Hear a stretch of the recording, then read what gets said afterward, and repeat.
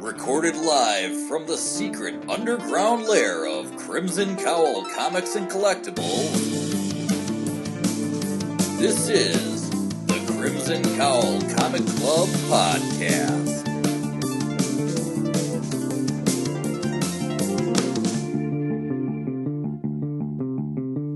The following issues may contain spoilers. It's time to play the music. It's time to light the lights. I'm Anthony. I'm Dr. Kurt's dad. I'm D-Brad. Welcome to issue number 341 of the Crimson Cowl Comic Club Podcast. Every time we record, we talk about comic books.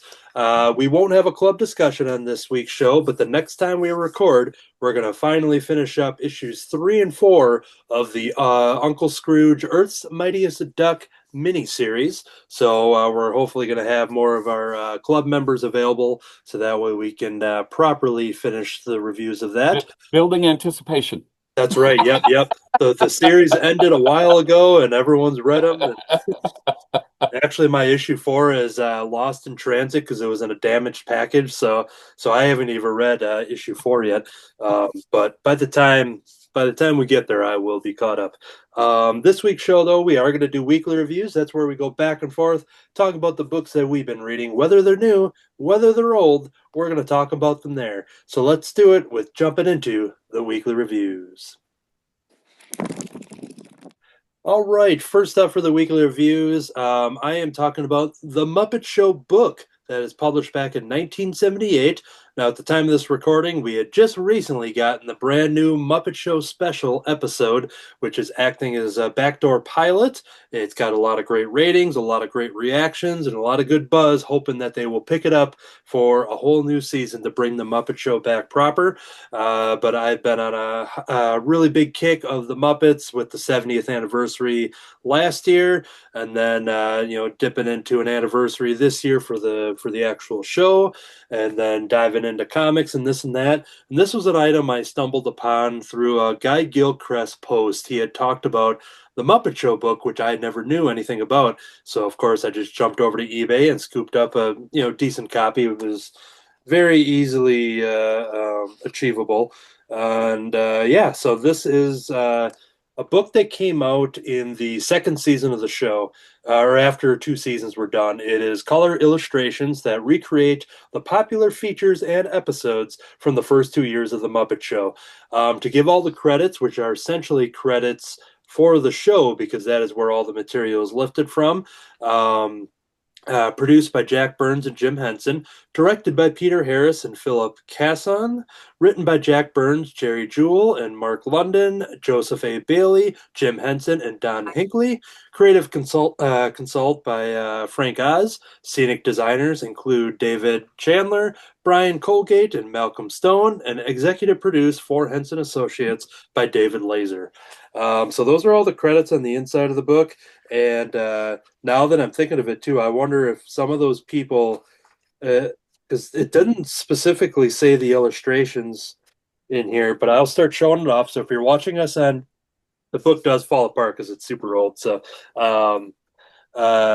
if you're watching on YouTube, you get to see some of these illustrations. And what it does, it basically just breaks down with these very gorgeous illustrations of our Muppet Show characters, and going through all the different sketches. You see a lot of the popular stuff, whether it be the Swedish Chef. You see a lot of Gonzo shenanigans, like him with the wanting to eat the rubber tire. So you see that whole bit, and it's all just like the full script of what they did on the show. And what was fun going through and reading this is that for someone who is well versed in doing some Muppet voices, I basically just go through these and read them in the voice. And after a couple of them, I realized how exhausted I got by just acting out essentially these plays. Of course, they've got pigs in space. One of my favorite bits from the Muppet Show. Yes, that's a good one. So good. I was waiting for it to be in the new one, but they can't give us all the good stuff. But yeah, it did look like they were going to, though. Some of them were dressed up for it, right? Yeah, they had like Link Link, Hawkthrob was in the back and stuff. Yeah. But yeah, here's some examples of just the beautiful illustrations as they just pick one of the skits from the show and they act it out through illustrations in this book. My favorite segment is the ballroom dancing thing that they did early on. And so here's a cool way of how they represented that by just having kind of like these spot illustrations around, and then they've got all the jokes and the dialogue along the side of it and everything. But this was really, really awesome. Like I said, the drawings are great, obviously, but it's fun to kind of revisit these sketches. Like they're painted? Yeah, yeah. And let me see. There was one other. Oh yeah, this is the one. The great, very historical, memorable segment of Kermit and the planet Coosbane, and so the whole Coosbane sketch is in here. And Is that animal doing makeup? looks like he's doing some painting. Oh yeah. Oh yeah, he's painting, and then he must be So they have a couple guests here. I don't know. I got to go through because it kind of picks and chooses throughout the. Oh yeah, this is the Candice Bergen episode. Oh, okay. Yeah. So there's an illustration of Candice there, and Yeah. so yeah, it basically just kind of meshes popular things from the first two seasons and then just puts them all into the book, and you just get all the backstage. Oh yeah, and another popular with the Muppet Labs. If anyone remembers the gorilla sketch at all, when Beaker and Bunsen had the gorilla detector, and they were saying that if you have this in your household, you'd be able to detect a gorilla if it comes into your house. But as he was doing that, unknowingly, a gorilla was showing up, and the thing wasn't like notifying him right away. So it's a funny sketch because you see a guy in a gorilla costume is like actually breaking into the Muppet lab and stuff, but it's not quite interacting, alerting them until it's too late. But yeah, and of course there's Stadler and Waldorf bits throughout this book as well. So Oh yeah, they critique the book throughout. yeah, it's just it's so good. So there's not much more I can say. Oh yeah, here's a good illustration for Gonzo here, but yeah, the only thing that just because I read the opening credits of the book here, that maybe one of the names that I had mentioned that is part of the creative team and stuff. Perhaps this is based off of their artwork and stuff because it doesn't specifically call someone out unless I missed it. But I'll keep looking in case I missed something. But yeah, design consultant Michael K. Frith. So maybe that's one. But yeah, anyways, the Muppet Show book from 1978.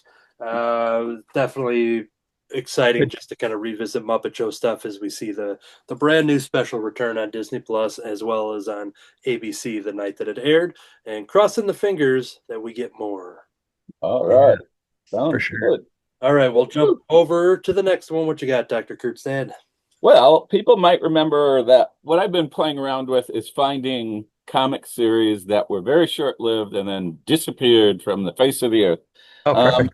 And in the past, I talked about this particular series, Omega the Unknown. Yes. Yeah. Omega series was 1976, I think. Steve Gerber was one of the main writers for it. Steve Gerber and Mary Skreneth were the main creators of this series. If you remember, I'll give you a real brief thumbnail of the whole series, which was this alien superhero comes along. He can't talk. He comes to Earth, encounters some of our villains, but he's also constantly chased by these robotic aliens who are trying to destroy him. At the same time as that's going on, there's a kid named I think it's James Starling, who is connected to him. He feels everything that's going on with Omega at the same time. He wonders what the point of all this is. But the series mainly focused on the superhero Omega. As the series progresses, we find out that both he and the young person are created by an alien race that was dying out. And they sent these two to our planet to gain energy from our reality to take back and possibly save their race. The problem was that they would be overcome over time by the energy that they were absorbing from our atmosphere. And the child almost destroyed a city. And so it turns out all these mechanized beings who were chasing them were sent by the alien race to stop them from destroying the Earth.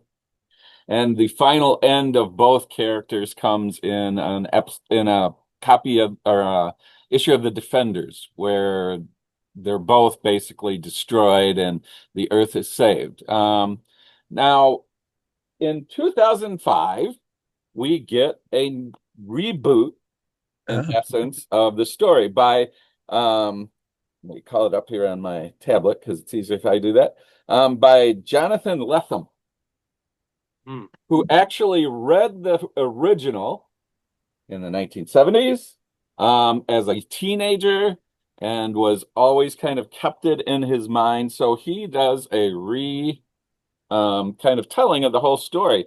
The interesting thing about it is, first of all, the art is very different. You saw the art from the original Omega. This is more the art in this series, which is a little rougher in some ways, a little darker in some ways. And he shifts the focus of the story. The story is less about Omega the superhero, more about the young man trying to struggle with his with this connection that he doesn't understand at all. He changes the name of the young man to Alexander in his particular storyline. And Alexander is constantly trying to figure out, who am I? Why is this? And early in the story, he wakes up in a hospital. He knows he's been in a car accident. His parents have been killed. And so now he's an orphan who people at the hospital take in and take care of. But the whole story then becomes him unraveling, what am I about? He remembers that his parents were robots. He goes back to his own home to start to unpack what's going on.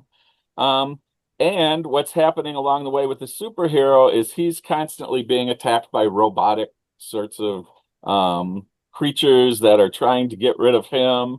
At the same time, Alexander's kind of experiencing some of that. There's also introduced in this series this strange superhero who is called, I'm trying to find the beginning panel with him. He looks like this. Can't remember the hero's name right off. But he's kind of this commercial superhero. He podcasts all of his adventures. He's very much in the vein of Booster Gold. Right, yeah.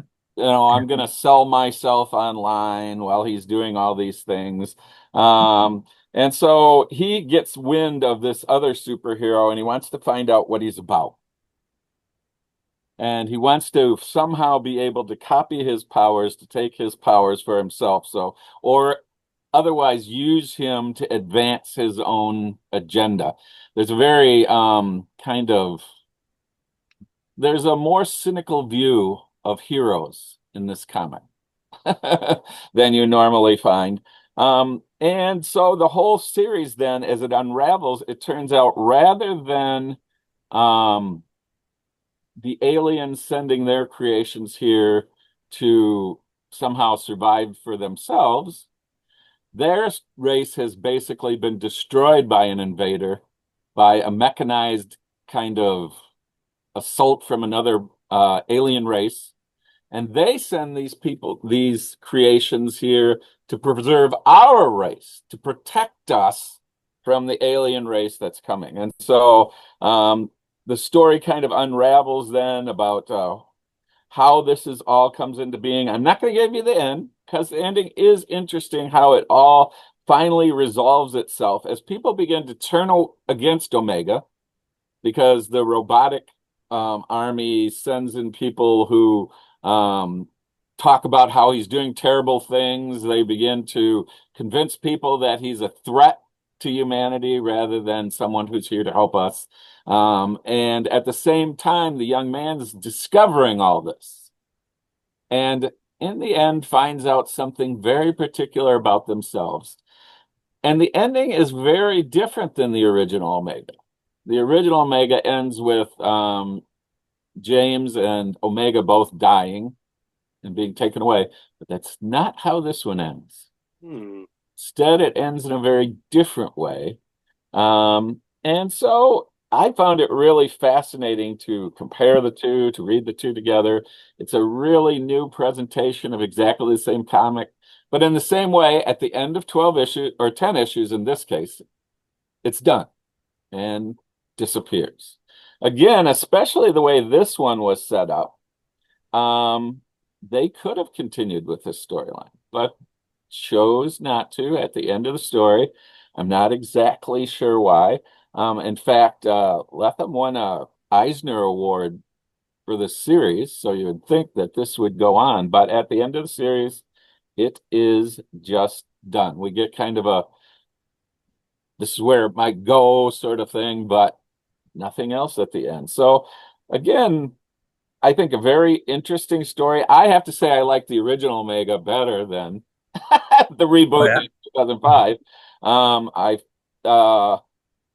Though I think for especially teenagers who read this, they would probably find this much better because you get to focus more on the young man and his struggles with who he is, which reflects some of the things that teenagers are struggling with. And so I think that way the story was good in the new way it was done, but fascinating how a story can change from one way to another. And I find that a lot.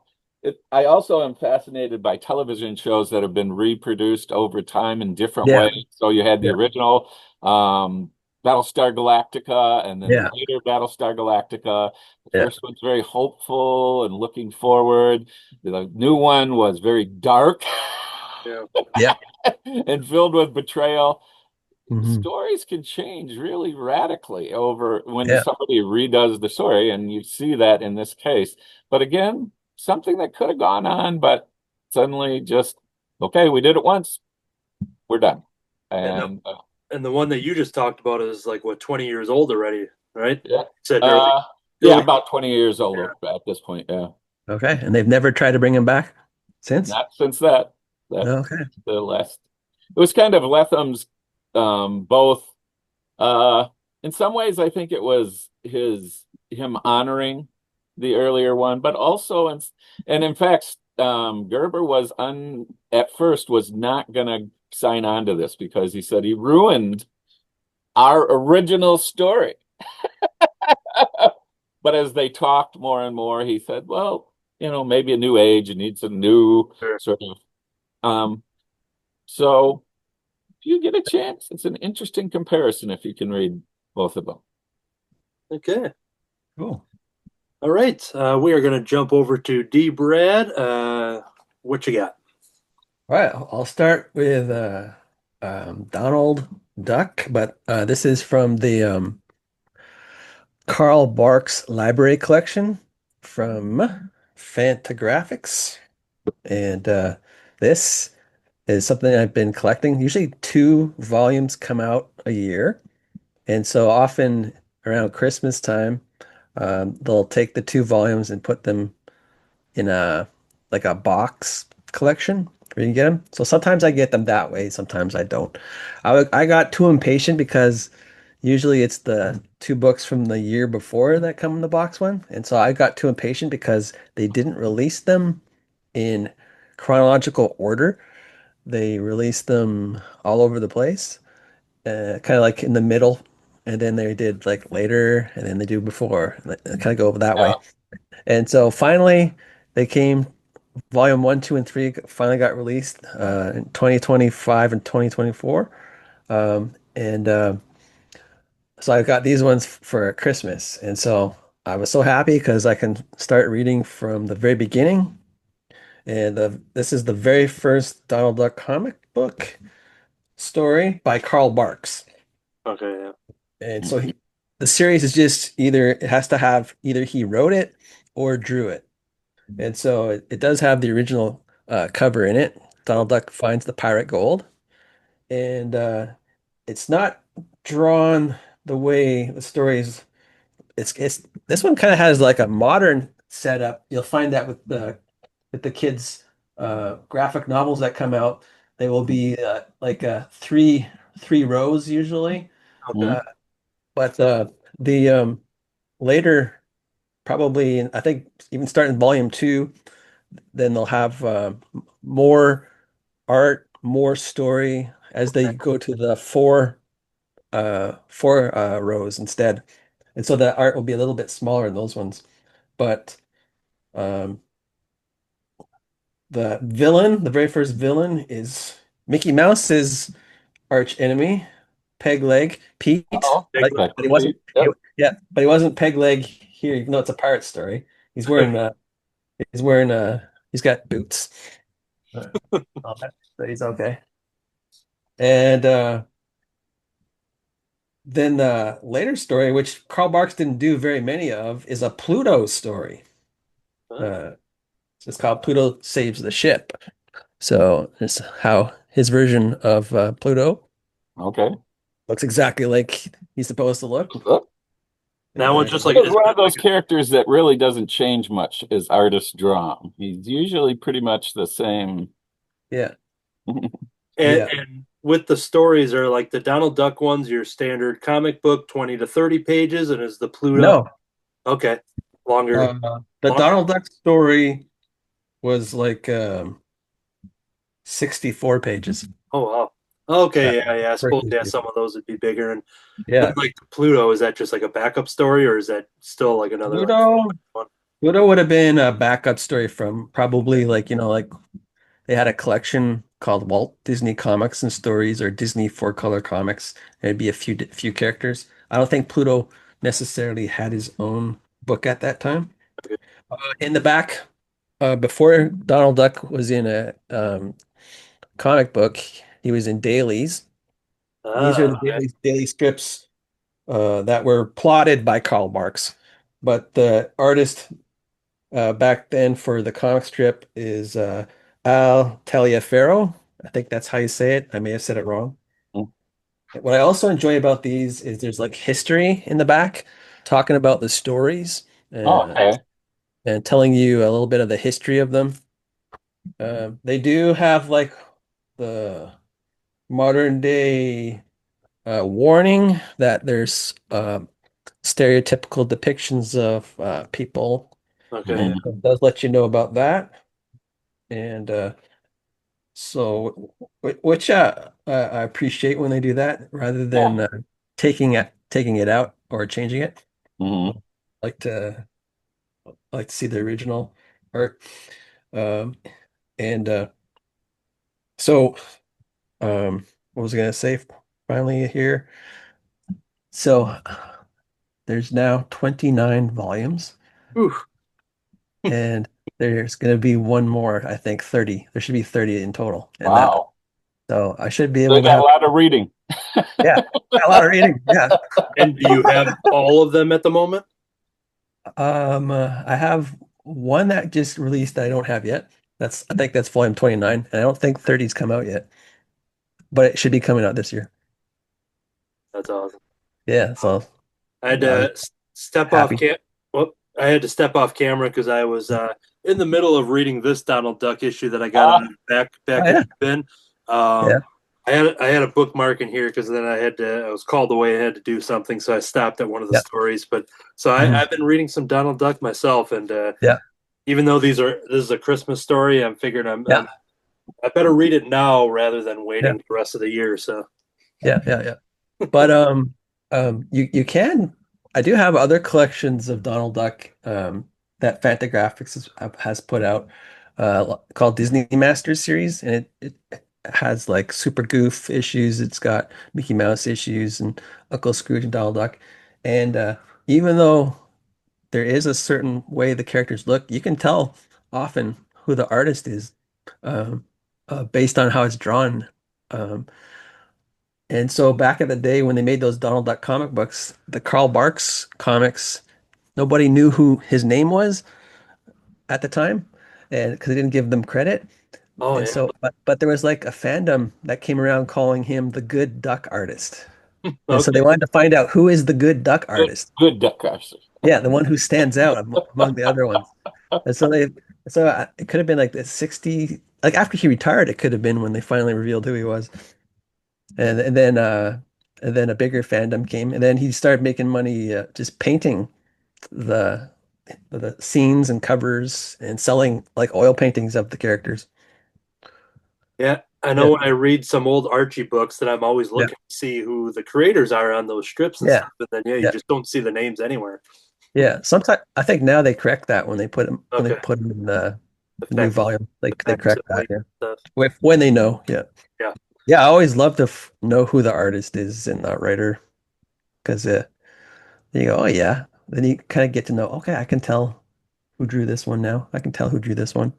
Because Fantagraphics is also printing the Italian and Norwegian Donald Duck comics, monthly Oh, okay. comics.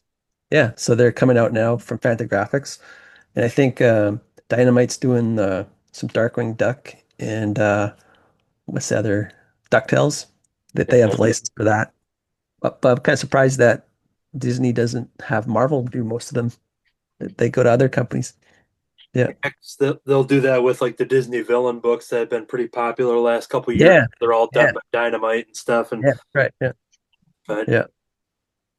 But the Fantagraphic ones are regular price of a comic book, which is what now? can be $3.99 to $4.99, $5.99. Yeah, I think it's around. I think it might be more like 5.99, but they're not 20 pagers. They're like double or triple pages for the monthlies Yeah, I don't think there's of many. Donald Duck series. I don't think there's many $3.99 ones out there anymore, but Yeah. Yeah. especially like Marvel and DC, I think they're all, they did add a couple more pages. They do make them a little longer to kind of, you know, make make use of the extra dollar hmm price. Yeah. hmm Yeah, but I think maybe because they're reprints, I don't know. You don't have to pay as much because they've already been. Yep. I'm Out not sure one. how they pay them.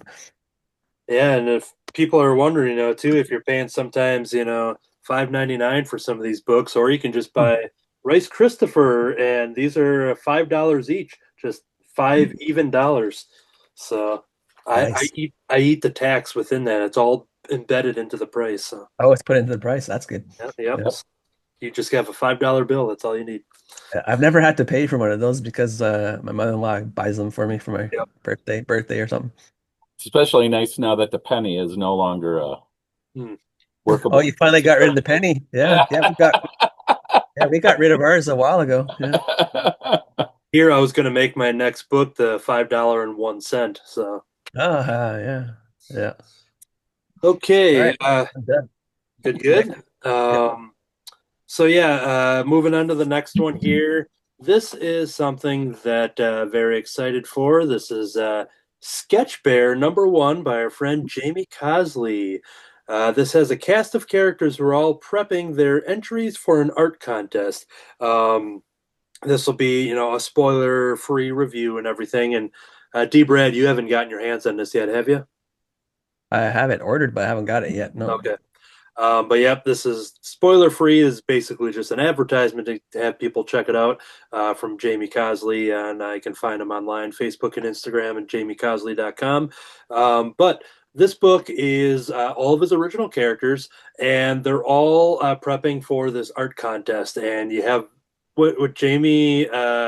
One of his strengths is not only design, but is the names he comes up for his characters. So in this book, we see Drawsley the Sketch Bear, who is this main character here.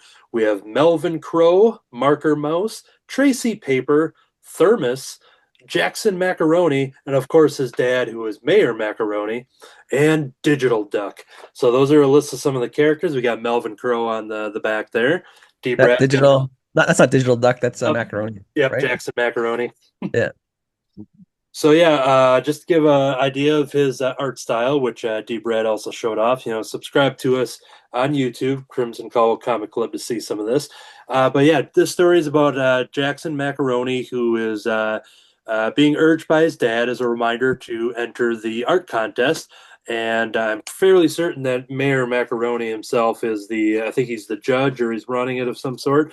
Um, but Jackson is kind of struggling about that he doesn't succeed in a lot of things. So he's kind of struggling that he goes, I can't draw, I can't dance, I can't paint, I can't sculpt, I can't sing. But what's interesting, and this is all just on the opening page, and what's interesting is that he's doing all of those things as he's doing it. So I would argue that he can do it. But I think it's a message of him just dealing with, feeling he's not good enough, especially for entering this art contest. And so Mayor Macaroni sets up the story by handing his son his brand new cell phone and saying, well, this has a very awesome camera on it, go around and play around with it and kind of, maybe, do some photography. As we jump into the rest of the story, once again, just the opening pages, Sketch Bear is running over to Marker Mouse, and you can see what these characters look like here as they're talking about, like, hey, we should collaborate on the art contest.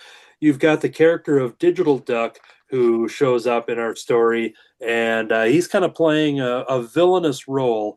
And the message, the underlying message, if maybe that's the right term, the message that is in here is that Jamie Cosley, within his videos and his social media posts and his YouTube, talking about what AI can't do, that anti-AI, especially when it comes to art, and he infuses that into his story here with this Digital Duck character saying that, well, I have this AI robot character that's just going to win the art contest and can draw better than any of you, even though they're saying, well, we're the ones actually drawing. So there is that message, and you kind of see the difference between actually drawing with a human or an animal character in this case versus an AI robot. So it is a very fun, playful message on the on a topic that is very much, at the height of its discussion and controversy and everything right now when it comes to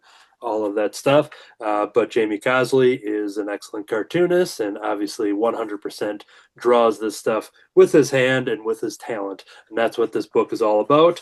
And yeah, so that is just kind of the setup for the story. There is another thing I'll tease here. This is just the back cover here, but there is a cool pinup from our friend Art Baltazar, and then an advertisement for Jamie's other series, which is Blue Scar the Barbarian. Both D. Brad and I are fans of that, and there are more issues coming. So just reach out to Jamie Cosley online to figure out when those are coming and get your hands on some copies. JamieCosley.com. So these comics are hand sold by him through his website. He doesn't do many conventions. He doesn't doesn't have a publisher. It's all self-publishing, and he talks about, just being very successful of doing this at home with his loyal fan base, and hopefully now we can try to get the word out. Art Baltazar kind of helped him create the cover here, which has this cool, like, ripped box, like a real photograph of a cardboard box. Like Layered in the background there. It's just a really cool design. mm-hmm. Included with the Sketch Bear thing, he tossed in a sticker. So I've got Drawsley here that I got to leave out so I can put him on my drawing board. And then part of this initial, I don't know if these are sold out or if it's the initial orders, but because I got copy number 5 of 73 for this print run. But I have an original sketch card of Drawsley as well, something that AI can't do. So here's an original 101 piece of art from Jamie Cosley, and then he also gave a little Remark? remark. Yep, a little remark, and drew Drawsley on there as well. So Sketch Bear #1, super fun. I've talked about Jamie's other books on this show. This is another book that I think our friend Kirby would have absolutely loved, not only just because it's Jamie Cosley, but just the style of these characters and them being artists and creators and stuff like that. So I just wanted to kind of shout that out there. Sketch Bear #1, reach out to jamiecosley.com because that is the only way you can get your hands on this brand new comic book. And since the first run was very successful, he may have some copies left. I don't know, but his anytime he does a second printing, he said he's going to do a whole new cover, so that it'll be, this one will be unique to the first people that got him. So there we go. Sketch I page can't wait to get mine. number 1. Fun. All right, cool. All right, Dr. Kurt's dad, what's next? Gonna sweep you off to 1993, where we find Nightwatch. Anybody read this comic originally? No. Nightwatch appeared first in Spider-Man 97 in a Okay. short appearance, and then was a part of the Maximum Carnage Oh, okay. storyline for a little bit. Appeared once or twice in other I think comics, and then had his own 12-issue series, Nightwatch. Nightwatch is an interesting hero. He comes into being. He's watching his girlfriend take off on a flight. She's going to be gone for a while, and suddenly a portal opens, and this guy falls out of the portal, chased by a bunch of assassins. The person gets killed. He takes off this costume and finds out it's himself, older. Oh, fun. Right. So he suddenly realizes, because the suit in some ways gives you kind of a psychic ability, or he has psychic abilities really himself too, that the suit enhances, and he realizes there are hijackers who are trying to take over the plane that his girlfriend is on. So he puts the suit on and goes and tries to save her, and in the process, the plane crashes. He fails at the task. And so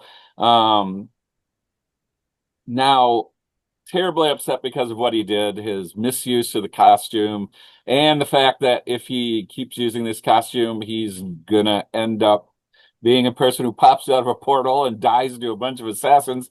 He decides to go off to an island and just hide away for a while. And so he does that until someone shows up. They get washed up on the island and steals one of the gloves from the suit. Now he realizes he has to get it back. He doesn't know what that will do if someone who's nefarious has it in their hand. So he heads off and ends up going to recover the gauntlet from the suit, and in the process realizes he can't hide from this anymore.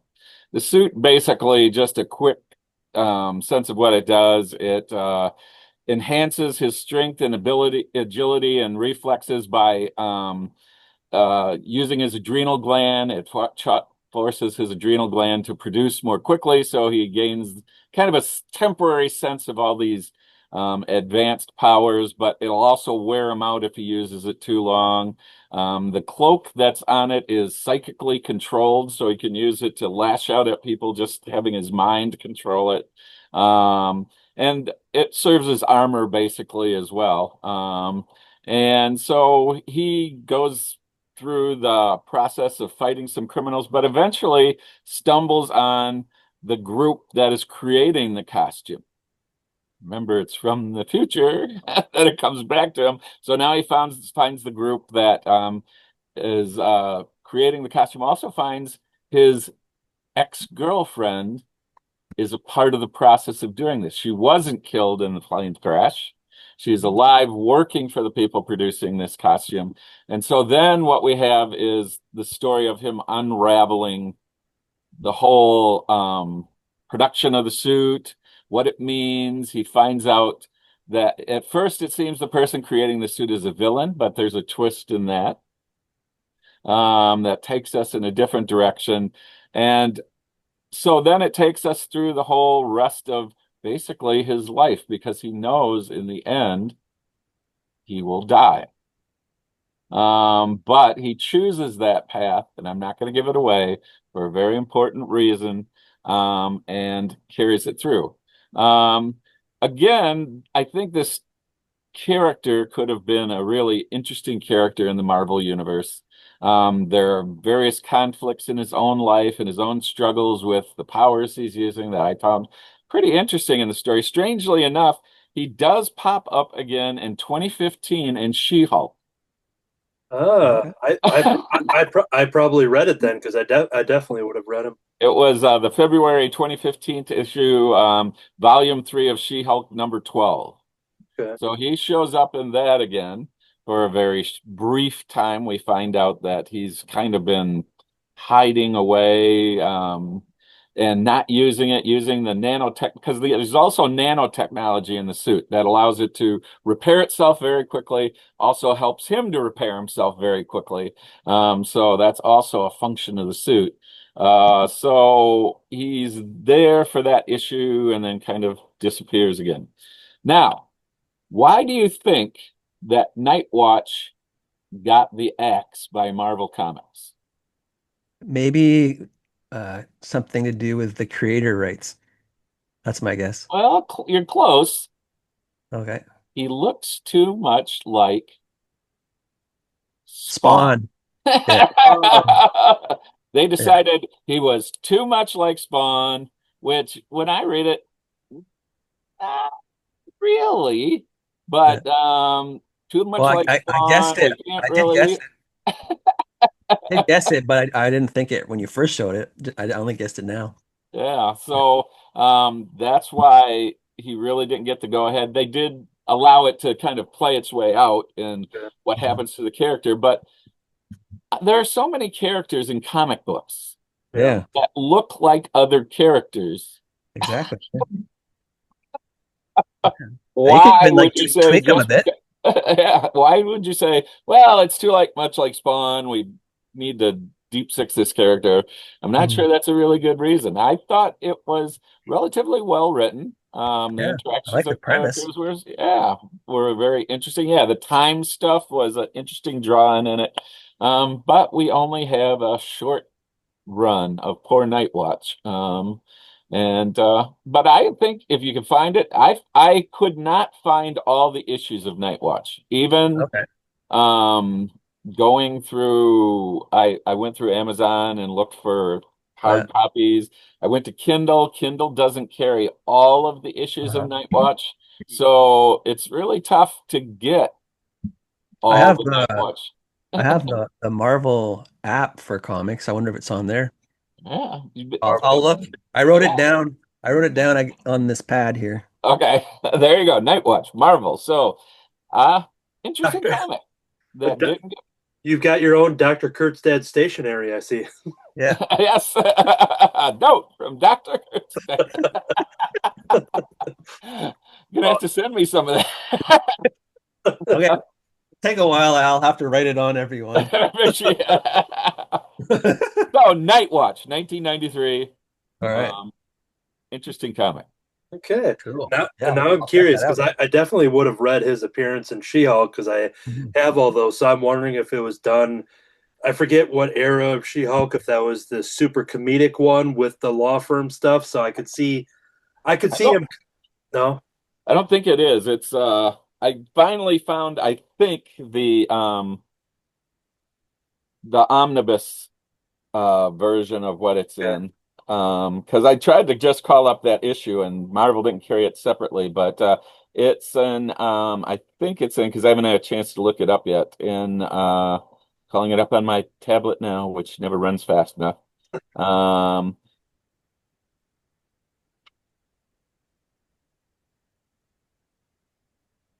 Come on, tablet. You can do it. I can check This that. one, She-Hulk, the complete collection, 2014 through 15. Do you see? Charles Soule, Xavier Pulido, Oh, the and Charles Soule. Okay, I have the Dan yeah, Slott omnibus, but I have all the Charles Soule and individual issues. yeah, So I do have his issue. yep. So that would be number 12 in that run, Okay. which I think may be the last one of the run. Um,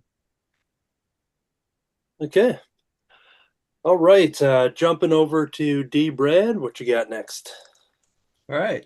Um, I'm just gonna demonstrate my strength for a second here. Okay. So this is a Batman omnibus. This one's Paul Dini I got recently, and of course wow, that you can get it's some exercise with it too. That's a secondary use for yeah, it. it's pretty.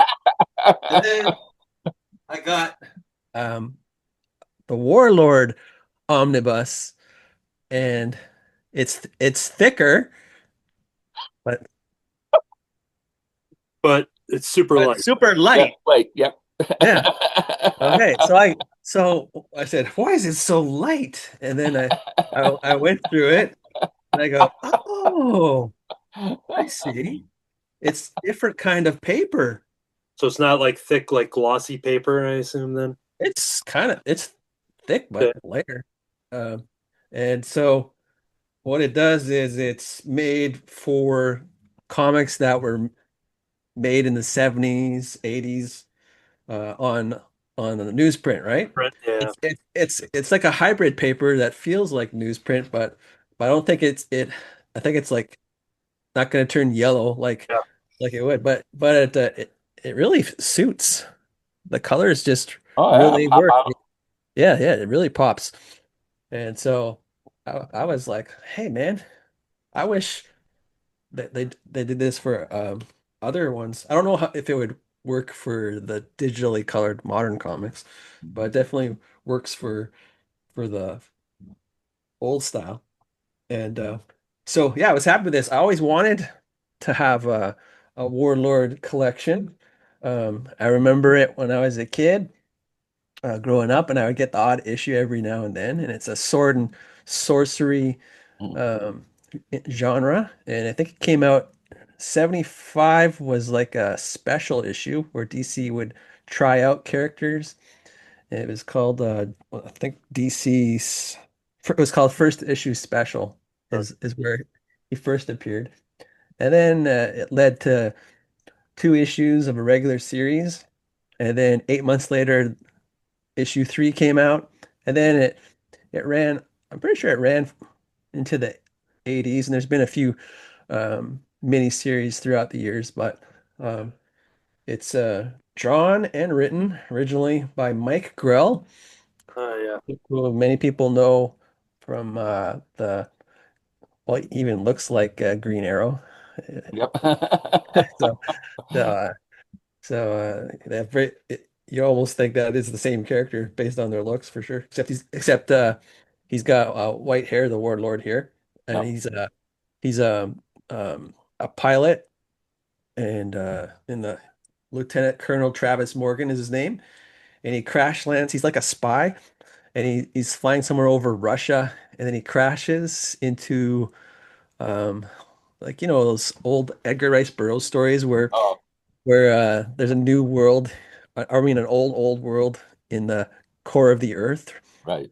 Yeah, and so it's based on those stories where he ends up in a world that is in the earth. So it's not another planet, it's not another dimension. And so yeah, it's a lot of fun. It's totally feels like I'm trying to think of what kind of comics or movies would have been out at that time, 76. So it's pre-Star Wars. It could have And been. I like don't know when Conan. Conan started. Yeah, It yeah, might have been Conan. with Yeah. Conan. Tarzan might have been about that time as well. So, Yeah, definitely. Definitely he's got some Conan and Tarzan in there. Oh, even in like the Sinbad movies that came out in the yep, 70s, yep, kind of like that. And then it's got dinosaurs in it. So the old Harryhausen dinosaurs probably were right. an influence as well. But Journey to the center of the earth. yeah, Journey to the Center of Earth definitely would have been a and then Edgar Rice Burroughs had a series about the center of the earth. Oh yeah, Six, you did. I don't yeah, remember what it was, but you're right. it starts with a P, Pella something. I could probably look it up, but I won't say it now. But he did do a crossover with that series with Tarzan at the Earth's core. Hmm. Uh, and so yeah, it's a lot of fun. I'm enjoying it. I haven't read too much of it yet. I have read the Warlord series digitally, but that was like uh, 15 or almost 20 years ago. So it's pretty fresh. I don't quite remember what happens. And so I'm enjoying it a lot so far. Okay, great. It's it's uh it's written in a time where there's no inner monologue with characters. So I kind of like that. Sometimes I feel like there's too much inner monologue. I like a break from it. Yeah, there are times if I'm reading like old Yeah. like Stan and Jack comics that I specifically skip all of like the boxes because I just go to the word balloons because I just get Yeah. a lot of like repeated information when you're reading it, and Oh yeah. Yeah. or Yeah. you're just describing what the artist is doing, Yeah. So Oh So how yeah. did you get that? How's that book available? This book, you can buy it at any comic shop. It's pretty new. It just came Okay. out the end December 30th, Okay. or any bookstore. Right. Yeah. So cool. yeah, it's worth getting if you're into that kind of genre. Yeah. It's kind of nostalgic for me. Okay, jumping into our last round of reviews, I'll kick it off with something that is very much anticipated, a brand new graphic novel called Gumshoe. Oh yeah, I've seen that. This is a middle grade graphic novel about a shy girl named Willow who loves mail and dreams of being a mail carrier in the Arizona desert town of Stony Lonesome. When she's mistaken for the notorious mail stealing bandit Two Gum Tilly, she must team up with a group of runaway girls, the Gumshoe Gang, to clear her name and find the real thief, exploring themes of friendship, identity, and finding your place. This is done by Brenna Thumler. She is the writer and the artist. Brenna is somebody that I've mentioned here on the show many a times. If there's ever a drinking game associated with the Crimson Cowl Comic Book Club, it would be take a drink every time I say Brenna Thumler because she did Sheets, the graphic novel trilogy Sheets that I've talked about time and time again, that I purchased in paperback. I purchased the box set of the same paperbacks just to get that box cover art. Then I bought all of the hardcovers because they came out individually in hardcover. And then, of course, they came out with the box version of the hardcovers. And then I also buy extra copies now and then. I always add them to the cart and give them as gifts. And I always have copies of Sheets nearby right here so that I can always try to get more people into it. I love everything that Brenna Thumler does in her storytelling. She also did the art for a graphic novel adaptation of Anne of Green Gables. Oh, So after finding out Sheets, I went back to her. I think that was her only other book prior to that. But now she had wrapped up the trilogy of Sheets and came out with a brand new set of characters, and I was excited to dive into it. So that is Gumshoe. This is super brand new. This is one of the things that you know like a year in advance when you see the pre-orders and you know that she'll spend a couple years working on. She's already getting ready to work on the next one that we won't hear about for a while, but I'll be counting down. Um, Gumshoe is great, not only with the story that I'll explain, but the design of the book with all the illustrations. And I always like removing the dust jacket and seeing if they have anything special, and it's not the same cover. And I would expect nothing less for Brenna Thumler to just come up with this gorgeous like cityscape of her wow. Arizona uh, Stony Lonesome that she I assume is fictional. It's a great name, Stony Lonesome. Um, but Yeah. yeah, this is just a whole different kind of genre. It has a lot. I think fans of Sheets would enjoy this, but I could see why. We're definitely dipping into a different genre because that one was dealing with supernatural and ghosts and stuff. But a lot of the themes just about young kids and just dealing with depression and friendship and outcast and things like that. A lot of that is still instilled in this book, except now a whole new cast of characters, but a lot of great humor wrapped in there with all the different people. Once again, Willa is a young girl who is passionate about snail mail. She loves mail. She loves the post office. She loves letters. She loves stamps, envelopes, all of that kind of stuff. And she dreams of being a mail carrier herself. And we see her in a room here, even with a little mail carrier doll and stuff. So she has this whole passion. And there in this town, there is somebody who they named Two Gum Tilly. There's wanted posters around town who is basically stealing envelopes. Most specifically, I read this maybe like a month ago, but most specifically, like finding people sending birthday cards that have money in them, and they just find that all right, we have to find this thief. And as our character Willa is going through, she's trying to earn up the courage to thank her own neighborhood mailman, and by leaving him a letter in his mailbox. And this is just the beginning of the setup of the story, is that she gets nervous and she has it in there, but then immediately wants to take it out just because she's like, oh, because she's just writing a letter just saying, oh, I admire what you do and I hope to be doing what you do someday. But when the mailman sees that someone is now taking mail out of his mailbox, she is a number one suspect to be the two gum Tilly here, and so this sets off the story where she basically runs away from home. She happens to find this group of other young girls who are wanting to be mail carriers and stuff too, but they also have the mission of finding out who this thief is. So they want to investigate. So it's a bunch of like runaway kids, and they have like a mentor, and they're in their own little like mail carrier van, vehicle and truck, and just a real quirky, cool setup. And going into this, knowing it's Brenna Thumbler, I knew that I didn't need to read anything of what the synopsis was. Whether it's a movie or show or a book about, from people that I like. Sometimes I won't even watch trailers recently, and I'll just dive in. And I knew nothing. I just wanted to, dive in headfirst into a brand new world set up by Brenna Thumbler. So I was pleasantly surprised when I just started seeing how, super unique and fun this whole thing was. She's just excellent illustrator when it comes to like the scenery and landscapes. And it seems like, a lot of things that maybe other people wouldn't, spend time drawing details on. Like she seems to have that kind of stuff. And you just see all the different, like an Arizona type thing, but you see a lot of greens and pinks just kind of throughout this entire book, and even with the tones for based on flashbacks and things like that. But yeah, much like Sheets, these are the books that I read in a sitting, not because they're necessarily short. We're talking hundreds of pages here, up to 300 pages on this one, but it's because I'm devouring this. I don't want to put it down. I've been waiting for this. That's one of the bummers, is that I don't have the pace of preserving this, of having a new Brenna Thumbler graphic novel, knowing I'll have to wait another 2 years for another one. Rightfully so. Just a one person team. So there's part of me that wishes I would just chip away at this little by little, just to keep so there's more the next day.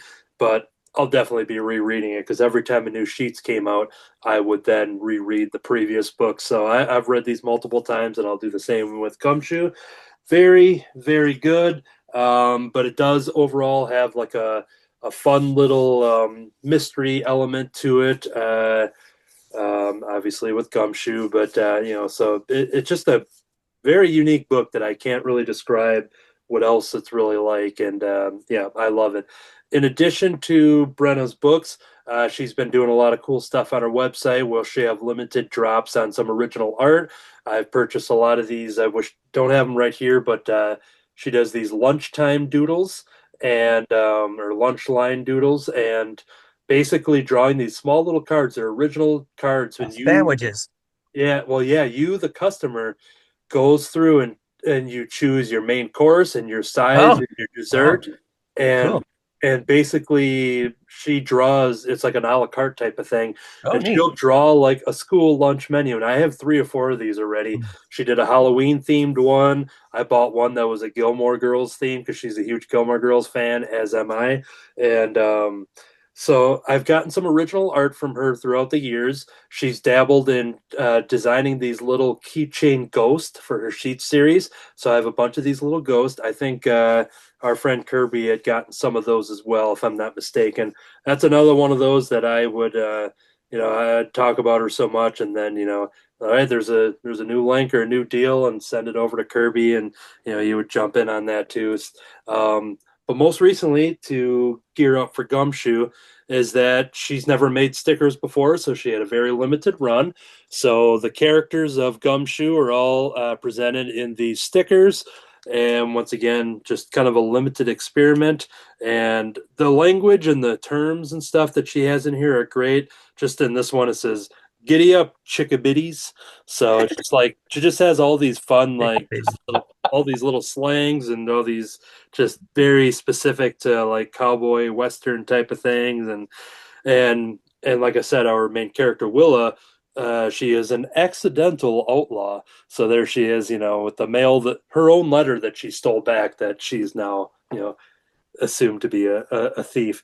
Now, when I bought those stickers, the reason I brought all that up is because something very special. Um, I got very excited because Brenna sent this in an envelope where she drew this yeehaw and a little cowboy hat on. So it's all like a little handmade thing that I was just like, oh, that's cool. Because once again, another little original piece of art there. But I Yeah. was then pleasantly surprised. Not only did I get the stickers that I ordered, but I got something very special that is very personal, considering it is addressed to me. But she drew Willa here in a little sketch card of the character, and she signed it, and then she wrote, "Anthony, thank you for all your continued support." So yeah, that was just a lovely little surprise when that showed up in the mail as well. I got to get a nice. I want to look to see if I can find some kind of like Western cowboy themed frame or something like Yep. something to have a special presentation for this one. But yeah, I was already excited with the original art that I purchased through those the lunch doodles and stuff. But yeah, this thing here was just I was blown away by it. So there we go. That is Gumshoe, a brand new graphic novel. It is a middle grade one, but I think it's I am approaching mid 40s, and I find a lot of interest in these books and just real deep stories, and there's books like I said I'm gifting to like my friends' kids, where the oldest one is now going to get sheets and stuff, and I'm just excited to keep spreading Brenna Thumbler's creative work out there. So there we go. Gumshoe, check it out. Awesome. I will. Well, it is pretty thick. Yeah. Yeah. But yeah, like I said, I get it and be like, all right, well, this is what I'm doing for the next Can you 2 curl it? hours. Let's get So, curl it. Curl that book. what's that? Curl it. Oh yeah, Let's go. yeah, yeah. But if I take the box sets of all the hardcovers of the Sheets There trilogy, you go. That would be great. I didn't bring those out for presentation just because I may have snapped my wrist or something. So not as quite as big as that first omnibus that Deep Red showed off, but. So yeah, there we go. I think that is all I had to say about that. Let's move over to Dr. Kurtstad. What's your next one? We go from the new to something relatively old, 1989, Power Pachyderms. Power Pachyderms. Power Pachyderms #1. How did I miss that? I think Kirby would have enjoyed this too because Yeah. it's just so weird. Yeah. The cover, you have the little thing in the cover there. It says, warning, any similarity between this book and the X-Men is probably just a cheap commercial ploy. Oh, fun. This was written by Roger Stern. It's definitely Okay. a parody. Yeah. I did a little research on this. This was done because this was the time when a lot of anthropomorphic animal stuff was coming out. And so Stern kind of wrote this as a parody to that whole sort of thing. But I just love it because there are so many little things that comic people would find just, I think, really hilarious in it. The whole story starts with a circus train going along, and one of the apes pulls one of the pins, and a cage full of pachyderms rolls down the mountainside that they're going up into a place that you see a sign that says "Danger, Atomic Test Ground. Get out of here." And then the thing rolls out in there, and you see a scientist running out into the field to save the elephants. That looks an awful lot like we might remember Bruce Banner running out into the atomic test field. It says, although miles from bomb zero, the scientist was bathed with the full force of the mysterious gamma rays. And then it says, and instantly reduced to something resembling roast pot roast. So wiped out, but the elephants kept rolling through, so they'd only caught a small amount of the gamma radiation, rolled down the hill. Nothing happened to the elephants themselves, but their children were very different. And here we have the 4 of them in this particular picture. Oop, out of my camera here. There we go. The four of them. And their names are Electrolux, a martial arts mistress of mayhem, Mammoth. Beneath this steely, woolly exterior beats the heart of a poet, not a good poet, but who can turn into metal, of course. We have Trunkelops, whose devastating nose beams can wipe things out. He has to have a ruby red diamond in his nose to keep from it coming out. And Rumbo, he's short, he's mean, has retractable razor sharp tusks. And so they eventually get kicked out of the circus because they're just too weird. And so Mammoth ends up going off and finding a guru to guide him. Electrolux ends up working, going to live with a Greek family and working in their Greek restaurant. Trunklops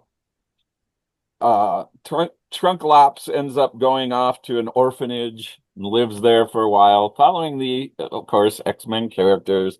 And Rumbo ends up going off to the backwoods into a bar and ends up as a bouncer there for a while. Eventually, they're all drawn back together and led by their gurus, who now give them a mission to go out and find themselves. Three Stooges. Recognize the gurus? Four. Down there in the corner, the four gurus. Oh, yeah.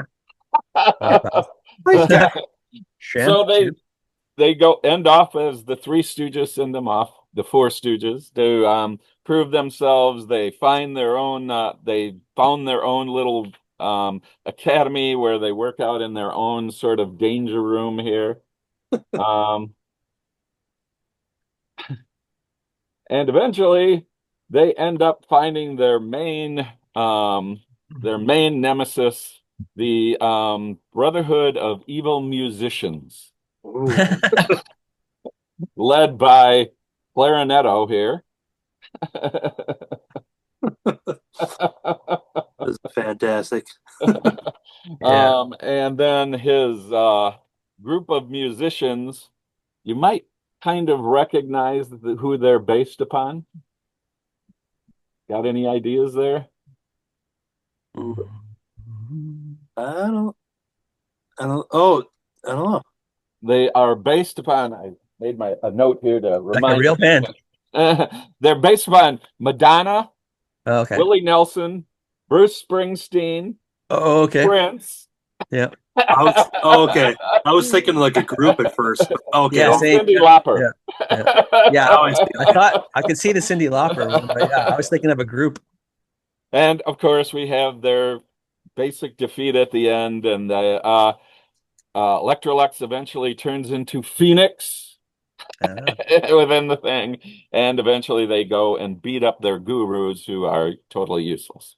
A great parody. I think a lot of people, I found it was interesting. They had comments. They had a comment page on this, and a lot of people didn't particularly like it. I found it funny. Certainly, some of the criticisms are fair, that you only put revealing clothes on the female character in here. That's probably not a real good thing within the series. A lot of other people said the parodies are kind of, heavy-handed, not particularly nice, fun things. But I love the ability to laugh at various other series that are out there and bring them in and say, let's laugh at this stuff a little bit. Now, if you want to follow the exploits of Power Pachyderms, you can't. There's only one issue. Yeah, I was looking at it. Yeah. I was trying to find it on Marvel Unlimited. There's only one issue. One issue. This is it. Yeah. None other. Well, a parody. You kind of expect that. And I found I looked up Nightwatch too on Marvel Unlimited, and they only have 2 issues that are from the Maximum Carnage event. Yeah. So yeah, it's hard to find them, but this, I thought it was fun. If you can find it, this was somewhat hard to find as well, though Amazon had some ability to link up to get this particular comic. So if you're looking for a good parody, at least I felt it was a pretty good parody. Power Pachyderms, #1, may be the one for you. That's excellent. Yeah, and I'll keep my eyes peeled as we go through some of Kirby's collection and stuff and see if that's hidden in there somewhere. Because okay, we have one more review here. D. Brad, Okay. the last. Yeah, I think mine will be pretty quick here. It's more about what I am reading, and it has to do with uh, back, I think, when I started seriously collecting monthly issues would have been 1981, and maybe one of the first series I got into was Batman Detective, and they were continued, like the story would continue from Batman to Detective each. So I guess you'd get like two Batman a month. And it was when not Tim Drake, sorry, when Jason Todd was first introduced, and he pretty much was a copy of Dick Grayson. Like he was an acrobat as well. Something happened to his parents, and then it's when they introduced Killer Croc, he was involved in it as well. And then they rebooted his story years later, changed his story around after the crisis. And so I collected Batman like for like 20 years after that, and I have every issue and all that. And then maybe I was going back to school or something, and decided that I'm gonna just start collecting something else for a while. And that was the time when um, Marvel was doing the Ultimate Universe. So I started checking that out. And that led me to other Marvel series. I got into the real Captain America through Ed Brubaker stories, and Daredevil as well through Bendis and Brubaker. So I started last 20 years doing more Marvel stuff. And so I would still kind of read Batman through either digital or the library. And then I don't know, all of a sudden last year I decided I feel like I need to go back and collect those books. And so where I stopped reading was right when they started the Hush storyline. So I have all the comics right before the Hush storyline. And so I so I have been slowly getting omnibuses and stuff, as you saw one of them as well. So I'm kind of filling it in just like I did with the Carl Bark series, so Yeah. not in chronological order. So, but this one was from the DC Compact collection, and it's you get like a year's worth of comics for $10, and it's easy to hold in your hand. It's not too small to read. So I had read this digitally a long, long time ago, and I liked this is kind of what led to the reintroduction of Jason Todd into the Batman universe, even though it was a fake out, but then it led to the real thing. But yeah, great art by if you like Jim Lee and Scott Williams. So it's nice to look at.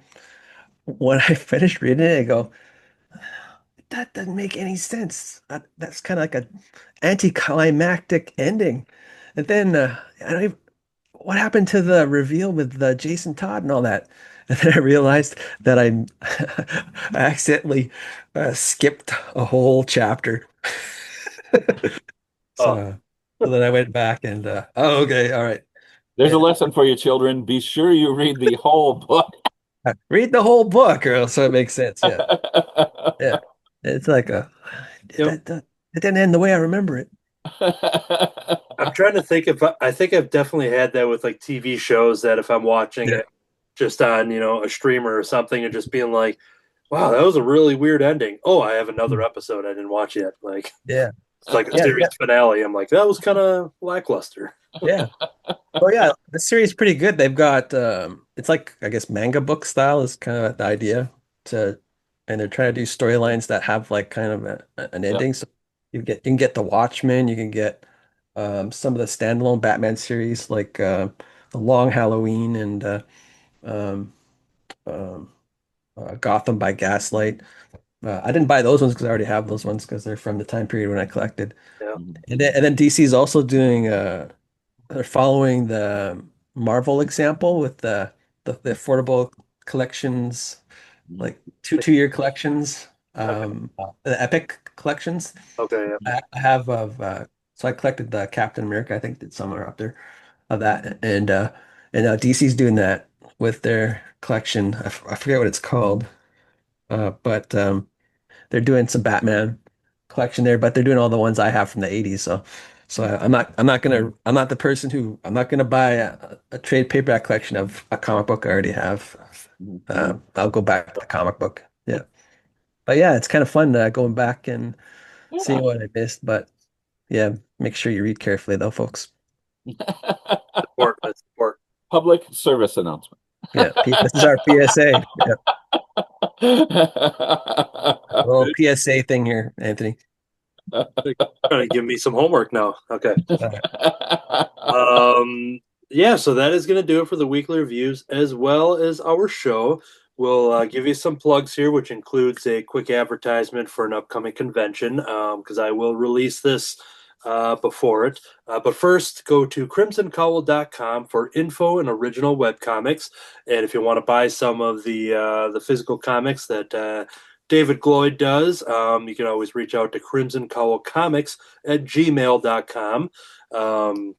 And then Crimson Cowl Comic Club over on iTunes for the audio version. Always urge to subscribe, rate, and review. That helps the show. And then if you want the full experience, especially with a lot of show and tell, which we do here on YouTube, Crimson Cowl Comic Club over on YouTube.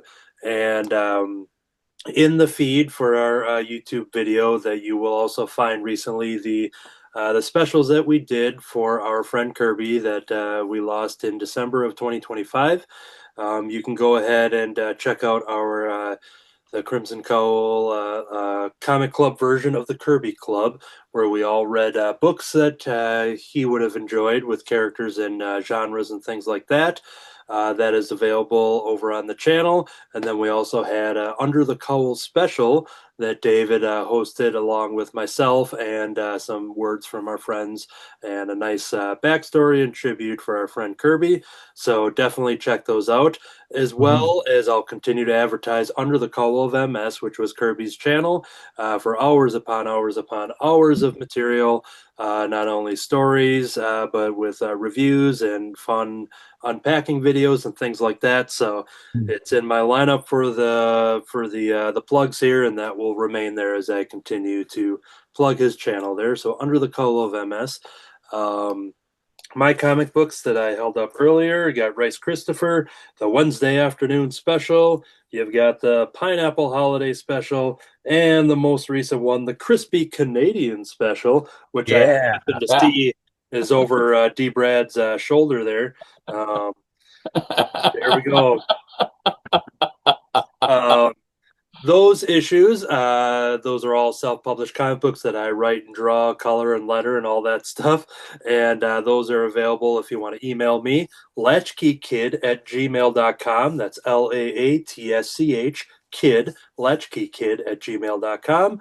Or you can always double up with the Crimson Cowl address for David's books as well. But let's say you wanted to buy these books in person and you are local, or maybe you want to travel to this convention as well. We're not going to stop you. Coming up this, as the time of this recording, this coming Saturday, 1 week from today, 1 week from the day we're recording, I should say. But Saturday, February 21st, the Milwaukee Comic Con returns. Go to mcconventions.com for tickets and information. But Saturday, February 21st, from 10 to 4:30 p.m., I believe there is early admission for the for people that buy online. So that might be at 9:30, but that is the Wisconsin State Fair Park. Let's see here. I'm just looking at the ad for our audio people there. General admission is $10. Kid admission is 12 and under is free.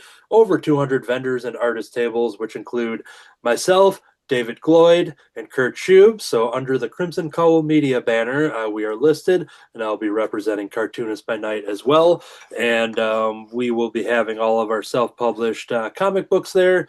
We'll have original art and sketch cards and prints, and I've got bookmarks and stickers and all of that fun stuff. And since my last convention in November, because usually the winter months just kind of, not too many conventions going on, and good time to hunker down. I have so many more sketch cards that are added in the binder, including the ones that I've been drawing on Cartoonist by Night, which is my next plug. That is a drawing show that is on YouTube, myself and D. Brad Gibson, along with our friends. Lots and lots of episodes that we have on there. If you're watching the video, you are getting an early sneak peek at a dragon that D. Brad drew on an episode that won't even be out yet. So if you're watching this Crimson episode right now, you're getting the biggest exclusive right there. But Cartoonist by Night over on YouTube. Some of the recent episodes, we welcome back our original cast member, Matt Fife, who is the writer of Happy Astronaut, Slaughter Otter, as well as the brand new Slaughter Otter series, spin-off series, which is Otter Squad, which is available now. My copy's in the mail, so I'll talk about it once I get that on a future Crimson Cowl episode. But Matt Fife returned to catch us up on what's been going on in his life and his journey of becoming a teacher in addition to being a comic book writer. And an episode that I will be out by the time you guys see this one is Mark Stegbauer, who he worked with Marvel and DC Comics throughout the decades. He joined us to talk about art and drawing tools. He has his own series called Ghoul Scouts. Learn all about that. But he's got so many stories and so many just... He lived the life in the comic book industry and still does, and it was so good to sit back and draw and have him just rattle off all these stories. And even some of the stories that we talked about off air that was just like, oh, that should have been on air too. So we'll have Mark back and talk about that stuff. But Mark Stegbauer worked on a lot of comics and stuff for Marvel and DC. And then in a recent episode that we just recorded, it'll drop soon on Cartoonist by Night, but we had our guest Beth, aka the Chalk Girl, talking about fantasy. Fantasy was the topic of discussion and drawing, but the Chalk Girl, just amazing, amazing life-size mural art and stuff like that. You can find all about that and her over on Cartoonist by Night on YouTube. Subscribe now and wait for that episode to drop for you. So yeah, those are a bunch of plugs, and then my own art accounts, which is Anthony Laatsch, Laatsch, over on Instagram and Facebook to see some of that stuff. And I think that covers all the plugs. Next time, That one. yes. If you want personalized Post-it notes from Dr. Kurt's dad, Yes, there we go. Go to my Instagram. Nice little side hustle business you got there. That's right. So yeah, that is going to do it. Next time we meet, we are going to have the final issues 3 and 4 of the Uncle Scrooge. Finally, yes, we are finally, and we're going to have more of our cast members with us, so that everyone can chime in on those. So we'll talk about that as more weekly reviews and such. And yeah, I think that's going to do it. So please, if you like the show, check it out and do the rate and review and subscribe and tell a friend and have more eyes on this show. That is going to do it. This entire time, I've been the most sensational, inspirational, celebrational, and Muppetational Anthony. This whole time I've been searching through dusty piles of old comics to bring you the things from the past, and I'm Dr. Kurt's dad. And I've been making personalized posters. To be Dr. Kurt's dad. Oh, sorry. To be continued. Yeehaw! Everybody take care, and we will talk to you again soon. Thanks. Bye.